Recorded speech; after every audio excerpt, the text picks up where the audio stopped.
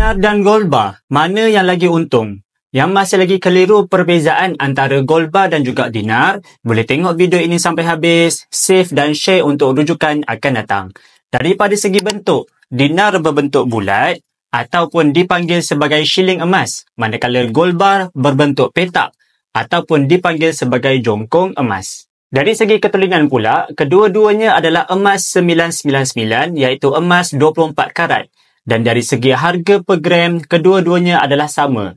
Jika hari ini harga dinar RM500 per gram, manakala gold bar juga RM500 per gram. Untuk spread value, kedua-duanya sama memberikan spread iaitu 6 hingga 9%. Dan dari segi berat dinar ada nombor perpuluhan, manakala gold bar cuma nombor genap. Sebagai contoh, 1 dinar sama dengan 4.25 gram, 5 dinar bersamaan 21.25 gram. Manakala gold bar lebih kepada 1 gram, 5 gram, 100 gram sehinggalah 1 kilogram. Jadi kesimpulannya, kita tak perlu pun pilih. Kumpul sahaja sampai ada semua jenis dinar dan semua jenis gold bar.